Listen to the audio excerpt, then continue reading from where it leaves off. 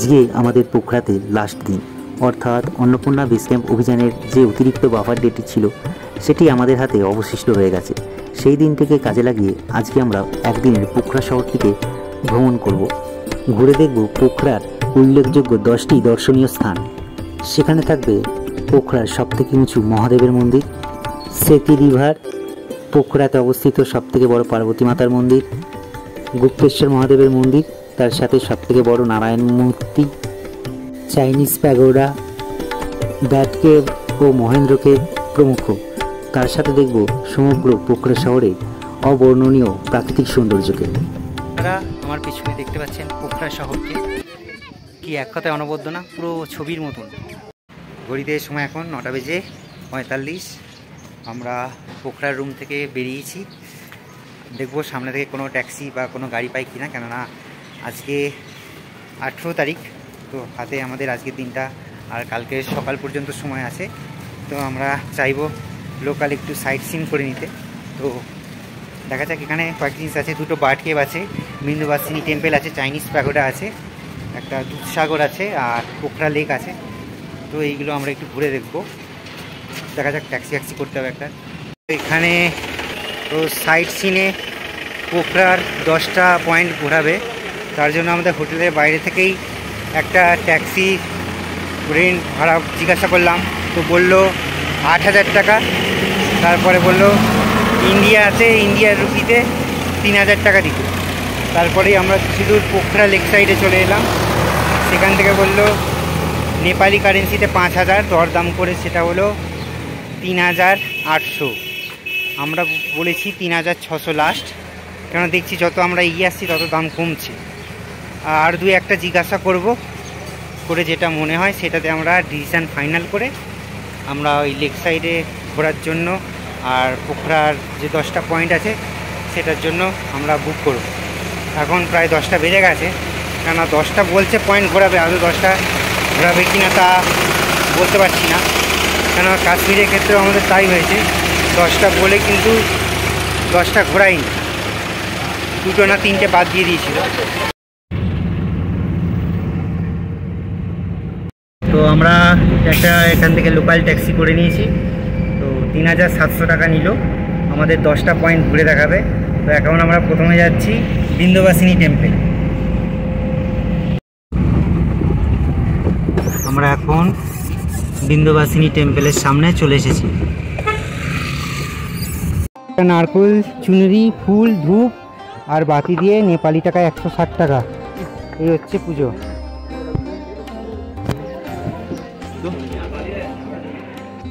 তো এই মুহূর্তে আছি নেপালের বিন্দুবাসিনী মন্দিরে। তো বিন্দুবাসিনী মন্দিরের ভেতরে গর্ভগৃহের ছবি তোলা নিষেধ, সেই জন্য মাতার ছবি আপনাদেরকে দেখাতে পারিনি, বা যেটাও করা উচিত হবে না বিধি নিষেধের বিরুদ্ধে গিয়ে। তবে আমার পেছনে যেটা দেখছেন সেটা হচ্ছে রাম, সীতা, লক্ষ্মণ এবং শ্রী রাধাকৃষ্ণ এবং হরি বিষ্ণু নারায়ণ এবং মাতা লক্ষ্মীর মন্দির। আর আমার পেছনে যেটা দেখছেন এই সাদাটা হচ্ছে বিন্দুবাসিনী দেবী, অর্থাৎ দেবী দুর্গাকেই এখানে বিন্দুবাসিনী রূপে অষ্টভুজা দেবী দুর্গাকে মহাশক্তির প্রতীক হিসাবে পুজো করা হয়।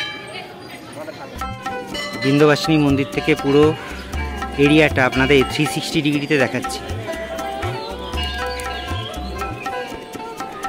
আর আমার পেছনে যেটা দেখছেন সেটা হচ্ছে বিন্দুবাসিনী মন্দিরে অবস্থিত শিব মন্দির। তো বলুন হর হর মহাদেব। তো বিন্দুবাসিনী মন্দির প্রাঙ্গণ থেকে এবার চলে যাচ্ছি, আমাদের পুজো দেওয়া হয়ে গেছে, এবার নিচে যাব আমরা। তো বিন্দুবাসিনী মন্দির থেকে আমরা এখন যাচ্ছি মহেন্দ্র গুফাতে। দেখা যাক সেই গুহাতে কিসের সন্ধান আমরা পাই, কত বছর আগেকার। এখন আমরা এই মুহূর্তে চলে এলাম বিন্দুবাসিনী মন্দির থেকে প্রায় 10 মিনিট গাড়িতে চেপেই মহেন্দ্র কেভে। তো এখানে টিকিট কাউন্টার আছে, এই টিকিট কাউন্টারে টিকিট কেটেই আমরা আসব। ইন্ডিয়ান ট্যুরিস্টদের জন্য 80 টাকা, নেপালি ট্যুরিস্টদের জন্য 50 টাকা, স্টুডেন্টদের জন্য 30 টাকা, আর ফরেন ট্যুরিস্টের জন্য 150 টাকা। এই হচ্ছে প্রাইস।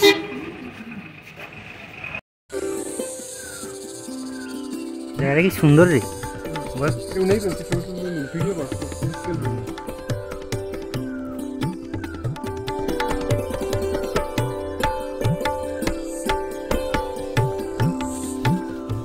এই হলো মহেন্দ্র কেভ পোখরা। ব্যাগ ছাড়াও চড়তে কষ্ট হচ্ছে, মানে পায়ের এতটা মাসাল পেন হয়েছে।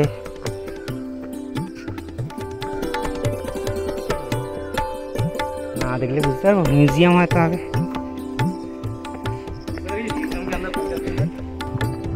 সবুজ সমারোহে ভর্তি এই মহেন্দ্র কেভ। চারিপাশটা অত্যন্ত সুন্দর, তার সাথে আছে পাহাড়ি সৌন্দর্য।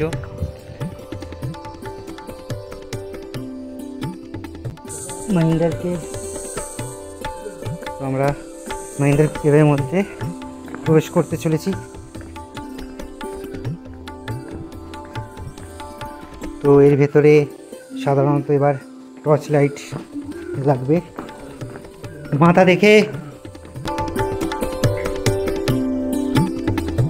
নমস্তে ইন্ডিয়া।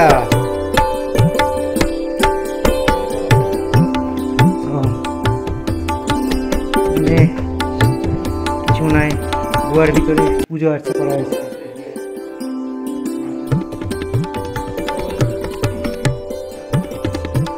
ওটা দিয়ে এক্সিট আছে, ওই ওটা দিয়ে এক্সিট লেখা আছে, বুঝলি তো?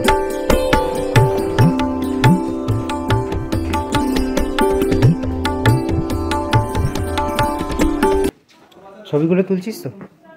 সাধারণত এই মহেন্দ্র গুফাতেই নির্মিত রয়েছে প্রাকৃতিকভাবে সৃষ্ট বিভিন্ন ভগবানের অবয়ব, যেমন শিব, পার্বতী, গণেশ, কার্তিক থেকে শুরু করে হরি, বিষ্ণু, নারায়ণ এবং মাতা লক্ষ্মী পর্যন্ত। আমার এটাই গুহায় প্রবেশের মানে এক্সপিরিয়েন্স।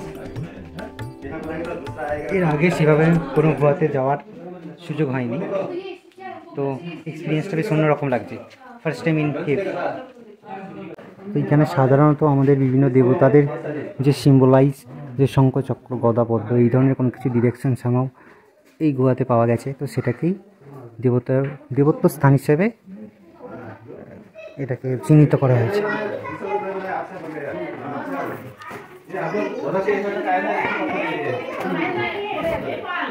এখানেও সেরকম তাই ব্যাপার।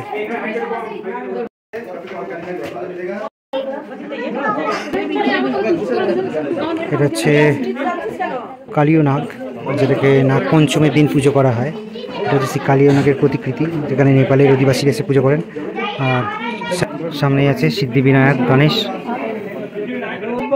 Moria Moria Moria.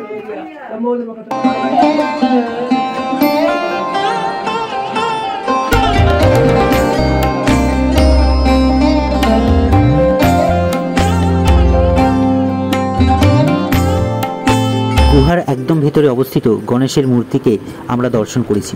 এবার আমরা বেরোবো জমদুয়ার দিয়ে, সেটাই হচ্ছে এক্সিট পয়েন্ট। আর সেটা এতটাই সরু একটি রাস্তা, আর সেখানে মানে ঈশ্বর না চাইলে কোনো শরীর সেই রাস্তা দিয়ে বাইরে বের হওয়া যায় না। দেখা যাক আমরা সেই জমদুয়ার দিয়ে বেরোতে পারি কিনা।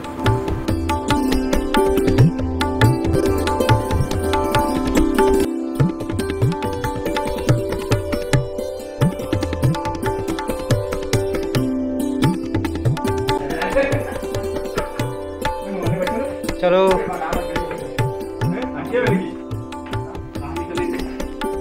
क्या बोल रहा है धर्मदार? हुआ है ना, ठीक हो रहा है। ड्राइवर करने हो रहा है कि नहीं?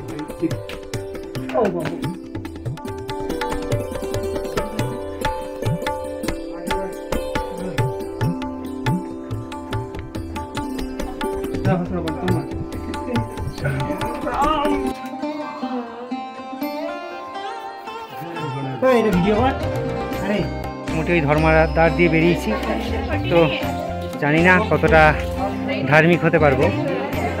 তো চেষ্টা করব হওয়ার ধর্মের পথে চলতে। তো খারাপ লাগলো না, এক্সপিরিয়েন্স ইজ জাস্ট অসম। এখন আমরা মহেন্দ্র কেভ থেকে ব্যাট কেভে যাচ্ছি, আর মহেন্দ্র কেভ থেকে ব্যাট কেভের দূরত্ব 500 মিটার।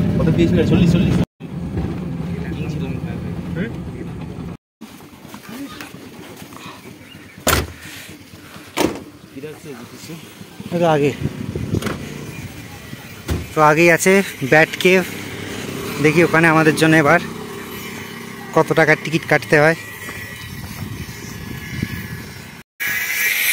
তো এটা হচ্ছে এন্ট্রান্স ব্যাট কেভের।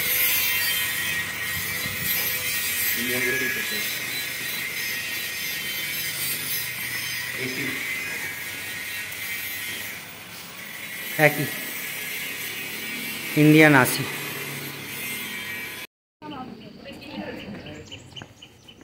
নিচে এলাম, তো আমাদেরকে একটা চার্জার লাইট দিয়ে দেওয়া হয়েছে ব্যাট দেখার জন্য। চলে আসছে, আমরা যেখানে যাচ্ছি ওই ভিড়টার পাশাপাশি চলে আসছে। বলা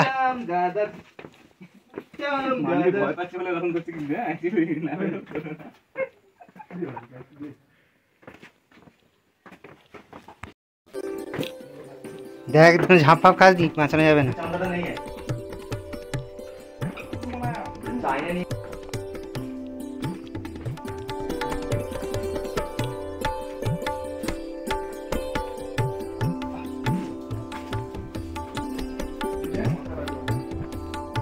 এটা কোনো অ্যাডভেঞ্চার থেকে কম নয়। হ্যাঁ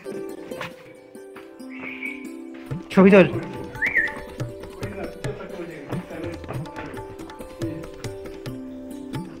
দিদি কখন আলোটা দেখা, ওই তো দেখতে পাচ্ছেন এগুলো সব। আলোটা দেখা, আলোটা দেখা উপরে। এটাই বাদুর। ফোন তোকে আলো দেখাচ্ছি, ফোন রেখে দে, পড়ে যাবি ভাই। মাথায় তো হেড টসটা বলে আসতে পারতো, মাথায় হেড টসটা করে আসতো।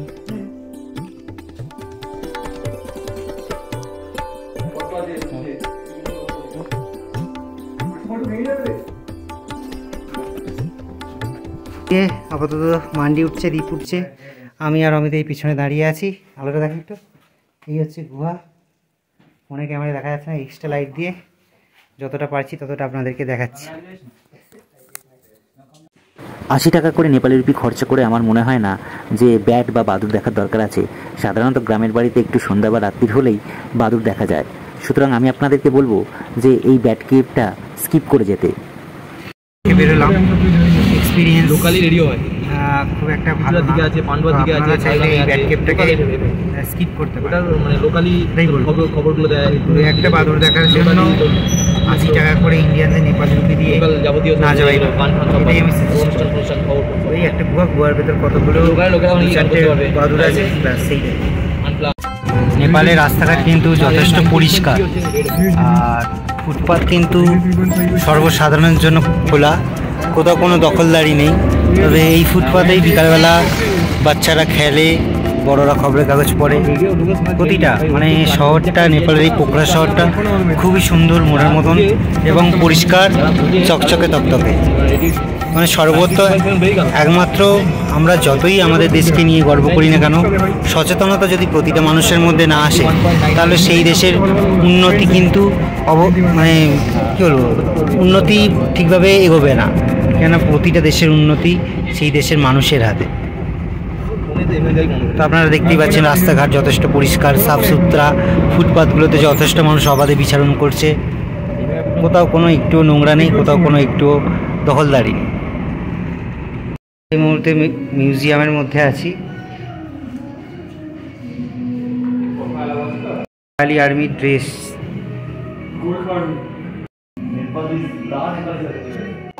সাধারণত নেপালি মানুষের পাহাড়ের জনজীবন সম্পর্কে আমরা অবগত, কেন তারা খুবই সাহসী এবং পরিশ্রমী হয়ে থাকেন। সেই সাহসী আর পরিশ্রম যখন তারা তাদের সেনাবাহিনীতে কাজে লাগান তখন সেটা অবিস্মরণীয় এক গর্বের মুহূর্ত তৈরি করে। তাই নেপালের সৈন্যকে সম্মান জানানোর জন্যই এই মিউজিয়ামটি তৈরি করা হয়েছে। তার সাথে আছে বিভিন্ন রকম রেজিমেন্ট, তাদের মধ্যে গোর্খা রেজিমেন্ট অন্যতম।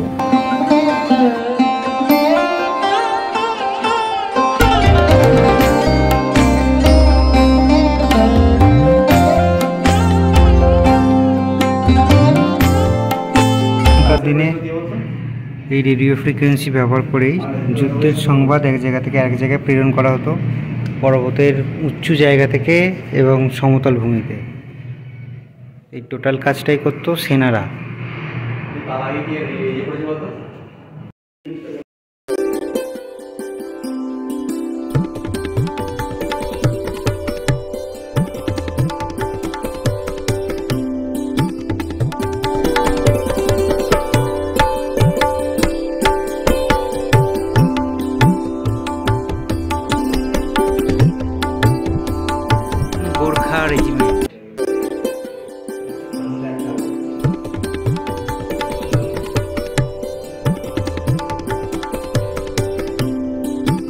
এটা তো নেপালি গোর্খা রেজিমেন্টে এইভাবে গাড়ি চালানোর ট্রেনিং দেওয়া হতো।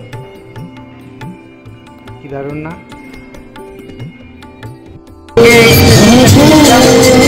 মিউজিয়াম থেকে আমরা যাবো সেতি রিভার ক্রসিং চর্চ।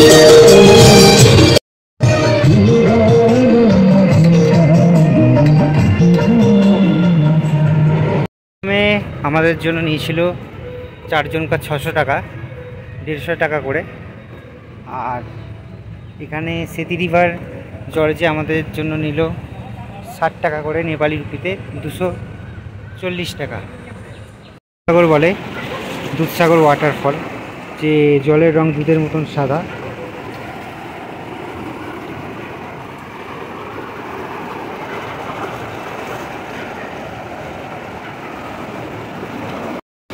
এই নিচ দিয়ে বয়ে চলেছে দুধসাগর ওয়াটারফল।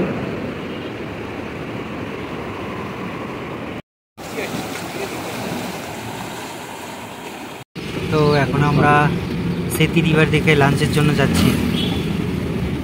পোখরা বিমানবন্দরকে পাশে ফেলে রেখেই আমরা যাব গুপ্তেশ্বর মন্দিরের পথে।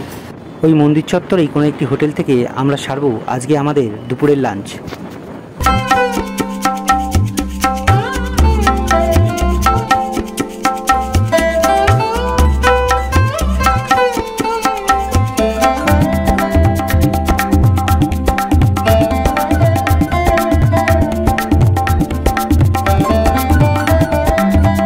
গুপ্তেশ্বর মহাদেব মন্দিরের পাশে আছি। তো এইখানে মোটামুটি ডাল ভাত দিয়ে এটা 200 টাকা প্লেট, তবে আনলিমিটেড তরকারি, ডাল আর ভাত পাওয়া যাবে। আর চাটনি দিয়ে বা 3-4 রকম মূলোর চাটনি, আলুর চাটনি বা মিন্টের চাটনি, এগুলো দিয়ে বলছিল যে 300 টাকা করে ভেজ থালি। তো আমরা যেহেতু মাছে ভাতে বাঙালি, ভাত ডাল আর তরকারিটাই আমাদের মেন উদ্দেশ্য খাওয়ার, তো সেই অর্থে আমরা ওই সমস্ত কিছু নিই নি। আমাদের বলছি আনলিমিটেড ভাত তরকারি আর ডাল দিন। তো সেইগুলো নিয়ে টোটাল এই থালিটা পড়লো 200 টাকা। তো মোটামুটি খাওয়া দাওয়ার ক্ষেত্রে পোখরা জায়গাটা একটু বেশ কস্টলি।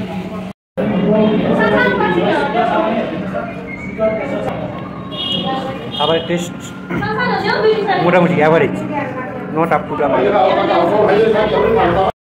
লাঞ্চ করে আমরা এখন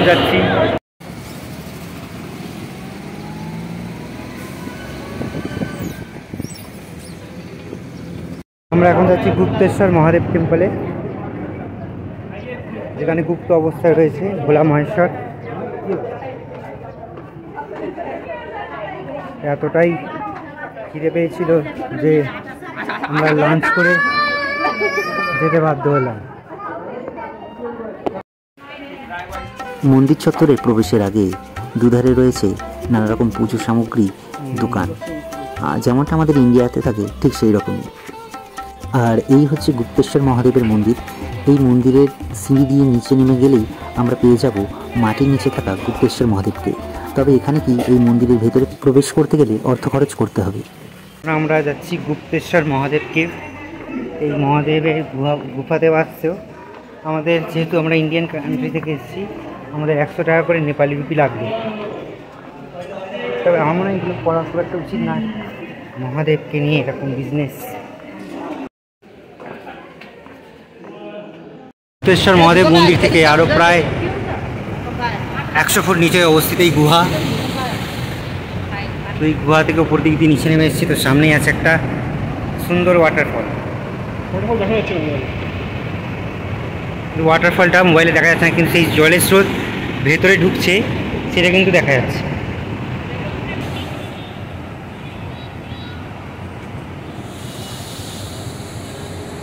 গুপ্তেশ্বর মহাদেবের থেকে প্রায় 100 ফুট নিচে আমরা নেমেছি। তো সেইখানে আসলে মন্দিরের জন্য নয়, এই গুহাটার জন্য এরা এখানে নিয়েছে এই 100 টাকা করে নেপালি রুপি। তো আমাদের 4 বন্ধু 400 টাকা। পেছনেই দেখতে পাচ্ছেন যে একটা ওয়াটারফল রয়েছে, সেই ওয়াটারফলের জল ভেতরের দিকে আসছে। এইভাবেই মোটামুটি আমাদের এখনও পর্যন্ত 6টা সাইট সিইং হলো গুপ্তেশ্বর মহাদেব এবং তার নিচে যে গুহাটা আছে সেইটা অবধি। এদিক দিয়ে গুপ্তেশ্বর মহাদেব দেখে নেমে আমরা নেমেছিলাম, আর এদিক দিয়ে নেমে ও নিচে গেলেই সেই আন্ডার ওয়াটারফলটা আছে। এই হচ্ছে গুহার বিস্তৃতি, বিরাট এবং ব্যাপক। তো আমরা আবার ফিরে যাচ্ছি আমাদের ট্যাক্সি স্ট্যান্ডের কাছে, যে ট্যাক্সি আছে সেখানে।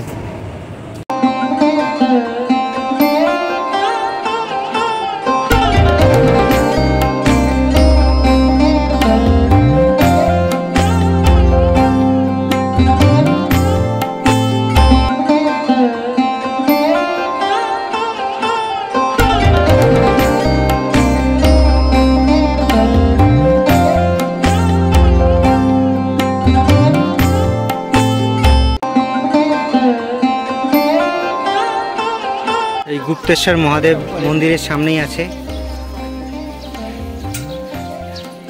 পাথরের শ্রী হরি বিষ্ণু শায়িত অবস্থায়, যাকে আচ্ছাদন করে রেখেছেন শেষনাগ। তার আগে আমরা গুপ্তেশ্বর মহাদেব মন্দিরের সামনে কিছু দোকান থেকে টুকটাক একটা মানে নেপালি জিনিস ট্রেডমার্ক, যেটা কি জিনিসটা একটু দেখিয়ে দে। হ্যাঁ, এই জিনিসটা আমরা কিন্তু কিনেছি। জিনিসটা কিন্তু খুবই সুন্দর, একটা আলাদা মেডিটেশন সাউন্ড ভাইব্রেশন সৃষ্টি করছে, তো খুবই সুন্দর জিনিস। আর আমি তার সাথে কিনলাম 7মুখী রুদ্রাক্ষ।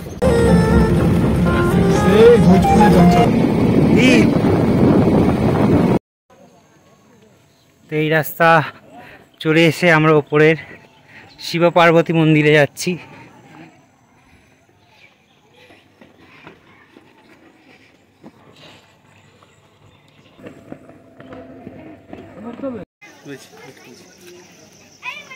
আমার একটা মন্দিরে গেটে তুলে দিবি নামার সময়। তো হচ্ছে নিচে দেখা যাচ্ছে পোখরা লেক। আমরা পোখরার টপে আছি, একদম পোখরার পাহাড়ির সাইডে। এখানে মহাদেব বসে আছেন ধ্যানরত অবস্থায়। এই রাস্তা দিয়ে চলে আমরা এখন এই মন্দিরের সামনে এলাম। এ হচ্ছে মহাদেব শিব পার্বতী মন্দির।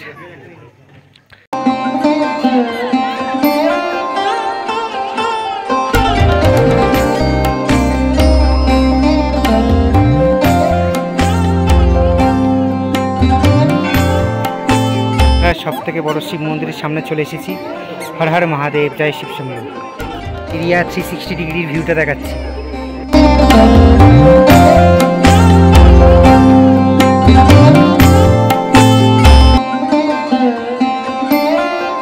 উপর থেকে একদম পুরো পোখরা শহরটাকে দেখা যাচ্ছে।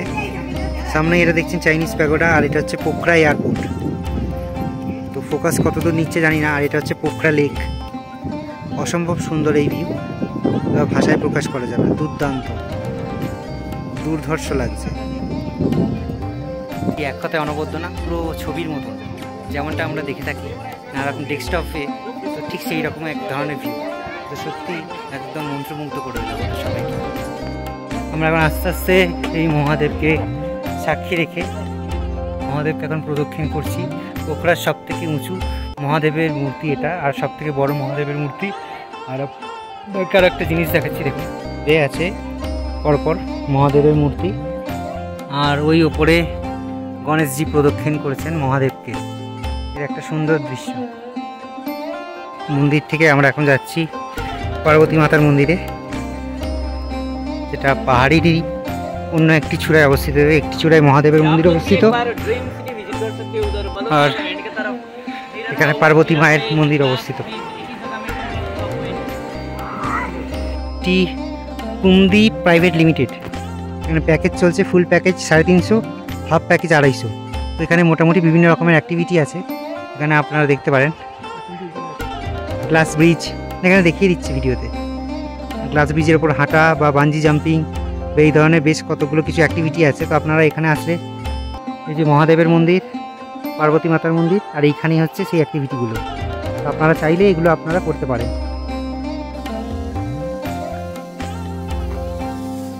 এই যে অ্যাক্টিভিটিগুলো এখানেই হয়, ফটোগ্রাফি। এই যে পার্বতী মায়ের মন্দির, নমঃ পার্বতী পতে হর হর মহাদেব। আর এখান থেকে সুন্দরভাবে কিন্তু পোখরা লেককে দেখা যাচ্ছে।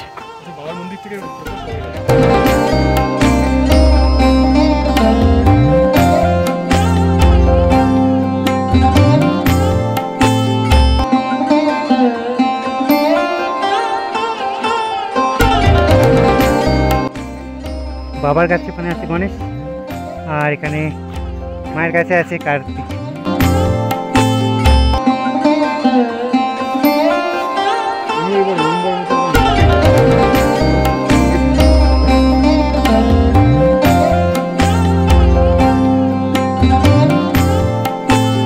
আমরা এখন আচারের দোকানে এসেছি, মোটামুটি 1, 2 প্রায় 10 থেকে 15 রকম আচারের সমাহার আছে।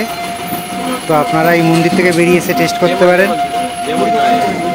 वो लेमन का है, এগুলো লপসি জাতীয় ফল আছে। नेपाल का फल है और ये नेपाल का फल है। फल और कहीं नहीं मिलेगा ये लपसी वाला। ও আচ্ছা, ये सिर्फ नेपाल में मिलेगा आपको। তো 150 টাকাতে এক পাও না তো। तुम्हें तो खाने ना दे হুম,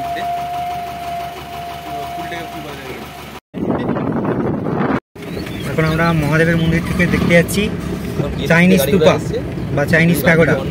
এটা মহাদেব মন্দির থেকে ফেরার রাস্তাতেই পড়বে।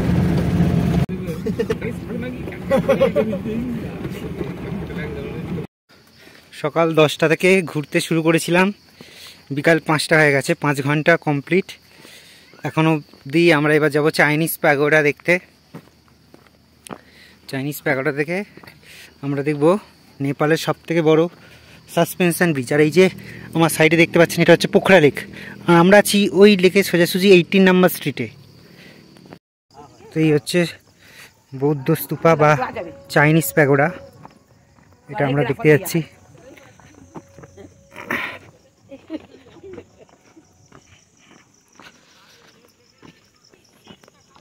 সিঁড়ি ভাঙা কন্টিনিউ চলছে।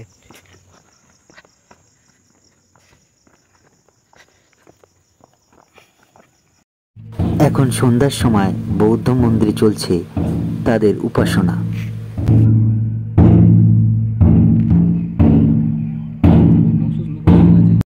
এই হচ্ছে পিস প্যাগোডা।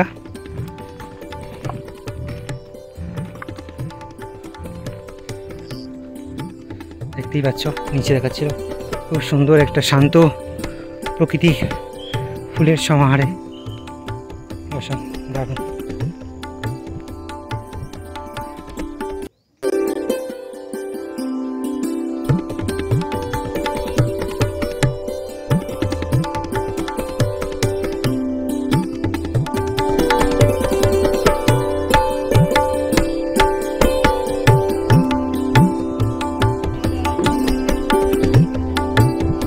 আমরা এখন পিস প্যাগোডা দেখে বেরিয়ে যাচ্ছি আমাদের গাড়ির কাছে। আর এখনও আমাদের একটা স্পট বাকি আছে, একটা হলে 9টা হবে, আর যদি যা 2টো দেখায় তাহলে 10টা হবে। মোটামুটি সকাল 10টা থেকে সন্ধ্যে 6টা হয়ে গেছে। নেপালের সাইট সিন এখনও কন্টিনিউ চলছে আমাদের। সন্ধ্যা 6টা বেজে যাওয়ার জন্য বাদবাকি 2টি সাইট সিন বন্ধ, তাই 8টা সাইট সিন আমরা সম্পূর্ণ করতে পেরেছি আজকের এই পোখরা ভ্রমণে।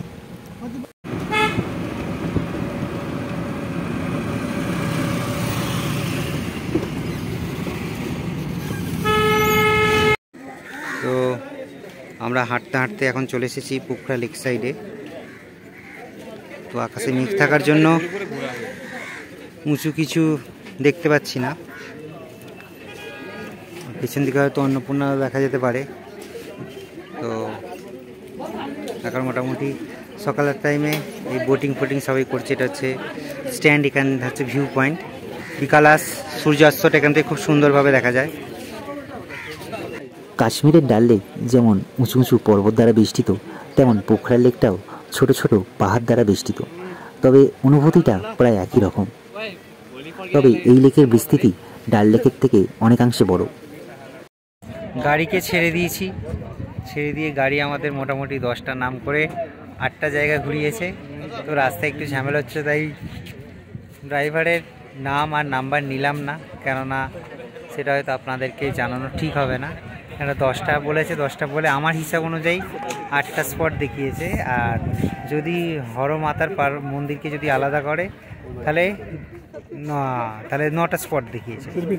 তো সেই অনুযায়ী ওই জন্য নাম্বারও দিলাম না। তো আপনারা পোখরা লেক সাইডে এসে যখন আসবেন ট্যাক্সির সাথে বার্গেনিং করে নেবেন। আর কোন কোন স্পটগুলো আপনারা দেখতে চান সেগুলো ইউটিউবে নাহলে গুগল করে আপনারা কাগজে লিখে রাখবেন। তো তারপরে সেটাকে দেখাবেন। তবে সেই রেটগুলো ওরা 6000 8000 এরকম বলবেন। আপনি যতটা কমাতে পারবেন আপনার উপর ডিপেন্ড করছে।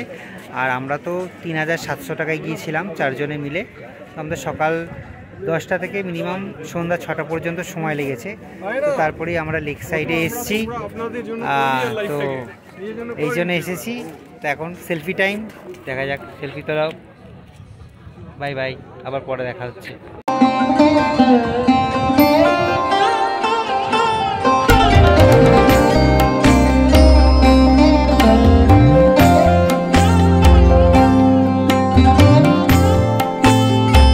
আপনারা যারা নেপালের পোখরা লেকে বোটিং করতে চাইছেন তারা দেখে নিন, আর পারলে এই ভিডিওর এই জায়গাটাকে আপনারা পজ করে দেখে নিতে পারেন, কেননা 1 ঘন্টার জন্য, আধ ঘন্টার জন্য 4 জন, 2 জন, 1 জন বা কত দূর যাবেন তার জন্য কী রেট, মোটামুটি 900 থেকে হাইস্ট দেখতে পাচ্ছি 1680 টাকা আছে।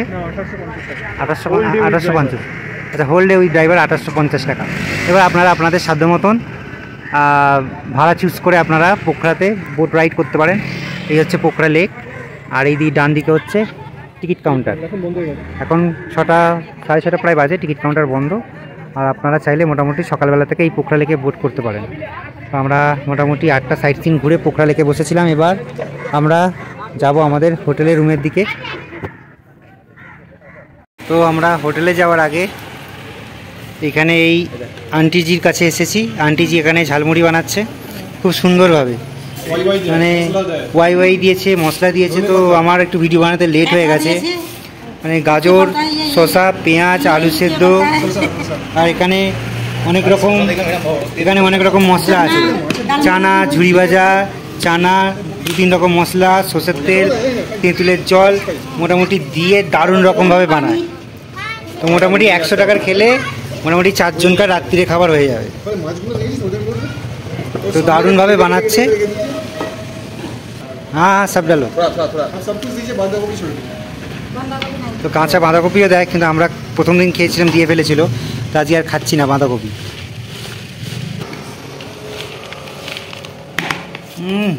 দারুণ, দেখেছেন কি সুন্দর বানিয়েছে। এখানে বলা হয় চটপটা, কে বলতা है आंटी जी यहाँ पर? চটপট, চানা। এখানে বলে এটাকে চানা চটপট, আর আমাদের কলকাতাতে বলে এটা ঝালমুড়ি। তো চানা চটপট বা ঝালমুড়ি তো একই জিনিস এখানে। তো 50 টাকা করে 2 জায়গায় নিলাম, 100 টাকার মোটামুটি 4 জনকার। আপাতত সন্ধ্যের খাবারটা কমপ্লিট হয়ে যাবে। কিছুক্ষণ পরে আবার রাত্রে ডিনার করতে যাওয়া হবে। এখন time to take rest. Bye bye. হ্যাঁ ও বাপ রে, এখানে তো ধরে রাশিয়ান লোকদেরকে যুদ্ধে পাঠিয়ে দেবে না বলে হাতে একটা বন্দুক আছে। না, আমি হিন্দি আর বাংলার মধ্যেই আবদ্ধ। ভালো সিনেমা অস্কার, হিন্দি বাংলা দেখেছি কিন্তু খুব বেশি দেখিনি। ভালো সিনেমা দেখেছি। মান্ডি ঝালমুড়ি কেমন ছিল? ভালো। কতটা ভালো? রাত্রিরে আবার খাবি? রাত্রি ঝালমুড়ি দিয়ে ডিনার হয়ে যাক কি? না, এই যে এমপ্লয়ি, রিলসম্যান খালি ভিউ দেখছে। কাদের ভিউ দেখছে জানা নেই, খালি বলছে কত সুন্দর ভিউ। আমরা চলে এসেছি অন্নপূর্ণার বাঞ্ছাতে। ঘড়িতে সময় এখন 9:30, একটু বেশি বেজেছে। তো আমরা আজকে মানে কালকে যেহেতু আমরা 19 তারিখ বাস ধরবো পোখরা থেকে বীরগঞ্জের উদ্দেশ্যে, তো আজকে আমরা পোখরাতে মাটন থালি অর্ডার করেছি। মাটন থালি রেট হচ্ছে এখানে 350 টাকা করে। চিকেন থালি খেয়েছি, মটন থালিটাও আজকে আমরা একটু টেস্ট করে নেবো। আর এই একমাত্র অন্নপূর্ণার বাঞ্ছাই দেখলাম যা একটু মিনিমাম একটা রেঞ্জ রেখেছে, তাছাড়া অন্য কোনো জায়গায় হাত দেওয়া যাবে না। কেন 450 টাকা বলছে চিকেন থালি, তো সেখানে আমরা 350 টাকায় মাটন থালি পাচ্ছি। 2 পিস, 1 পিস বা 3 পিস যাই যায় সেটাই দেখা যাক। খেয়ে এবার টেস্ট করে বলতে হবে কেমন লাগলো। আলাদা করে হোটেল বা অন্য কিছু আর দেখাচ্ছি না। তো দেখা যাক কেমন ওরা সার্ভ করে বা কেমন মাটনের পিসটা দেয়, সেটা আপনাদের সাথে দেখাবো। এই হচ্ছে আমাদের মাটন থালি। ডাল দিয়েছে, শাক দিয়েছে, শসা দিয়েছে, একটা মিন্টের আচার দিয়েছে, বাঁধাকপির তরকারি আছে, আজকে পাঁপড় আছে, মাটন আছে। দেখা যাক কীরকম হয় টেস্ট। আপনাদেরকে সাজেস্ট করবো এখানে আসলে মটন থালিটা একদমই খাবেন না।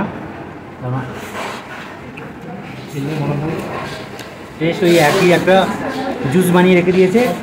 কালকে চিকেনটা ডুবিয়ে দিয়ে দিয়েছে, আজকে মটনটা দিয়ে দিয়েছে। মটনটা একদম সেদ্ধ না, শক্ত, আর রীতিমতন দাঁতেতেও টেনে ছেড়ে যাচ্ছে না। আর 3 নম্বর হচ্ছে প্রথম যে পিসগুলো দিয়েছিল জাস্ট হাড় ছিল, ছোট ছোট হাড় 3 পিস, তো আমি বলাতে সেটা আবার চেঞ্জ করে দিয়েছে। তো কোনো রকম আহামরি ব্যাপার নয়। আর আমার মনে হবে যদি আপনারা মটন থালি খান তাহলে ভেবে চিন্তে খাবেন, দামি জায়গা থেকে। কিন্তু আমি এটার সপক্ষে নই, কিন্তু নিয়ে ফেলেছি, খেতে হবে টেস্ট করার জন্য। এর আগের দিন অবধি এক্সপিরিয়েন্স ভালো ছিল, চিকেন থালি অবধি ভালো ছিল, কিন্তু বেশি এক্সপেকটেশন করাটা যেটা সবসময়তেই সব জায়গাতেই ভুল দাঁড়ায়, এখানেও তাই প্রমাণিত হলো। তো আমাদের আজকে মটন থালিতে সেরকম মতন দেখতে গেলে খাবার দাবারের গুণগত মানটাও ভালো নয়।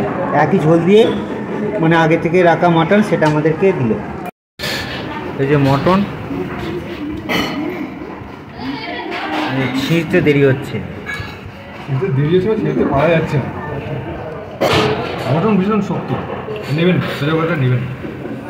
আমি জানি না জিনিসটা কত দিলে 15 বছরটা ছিঁড়তে অসুবিধা হচ্ছে, খাওয়া হয় ছিঁড়তে মানে খাওয়ার জন্য এই ভেজ চিকেন অবধি ঠিক আছে, মটন একদমই সাজেশন। ঠিক পর্যন্ত খেতে পারে, কিন্তু মটন একদম না। আপনারাও শুনে নিয়েছেন যে মটনের রিভিউ একদম ভালো না। আমি এখন বাকি ভাতটা কী দিয়ে খাবো তাই ভাবছি, তাড়াতাড়ি করে খেয়ে উঠতে পারলে বাঁচি। তো রাত্রিরে খাবারটা ঠিক হলো না, মনে হচ্ছে মাটনের জুসটা দিয়ে বাকি ভাতটা খেতে হবে। মুহূর্তে প্রায় 10টা সাড়ে 10টা বাজে, পোখরা মার্কেটে বিভৎস পরিমাণে বৃষ্টি হচ্ছে, বিভৎস। আমরা বাড়ি যেতে পারিনি, তো মটন থালি খেয়ে আমাদের একদম ভালো লাগেনি, তাই আমরা ঝালমুড়ি কিনেছি। আবার রুমে গিয়ে আমরা ঝালমুড়ি খাবো, তার সাথে বৃষ্টিটা হচ্ছে দেখুন আপনাদের দেখাচ্ছি।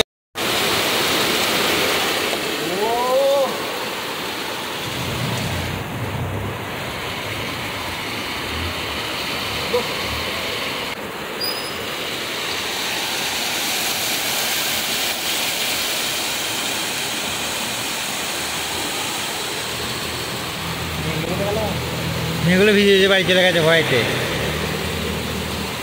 সব চলে গেল লাইন। তোর ওই মেয়েগুলো এলো বলে এলি না?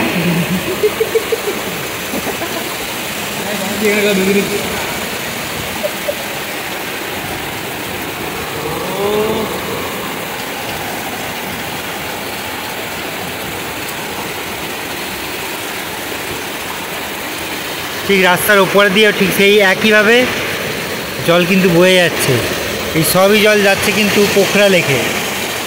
বৃষ্টি অল্প কমতেই আমরা রওনা দিলাম হোটেলের পথে। আর কালকেই আমাদের পোখরা ছেড়ে দিতে হবে, আর আমরা রওনা দেবো ইন্ডিয়ার পথে বাড়ি ফেরার জন্য।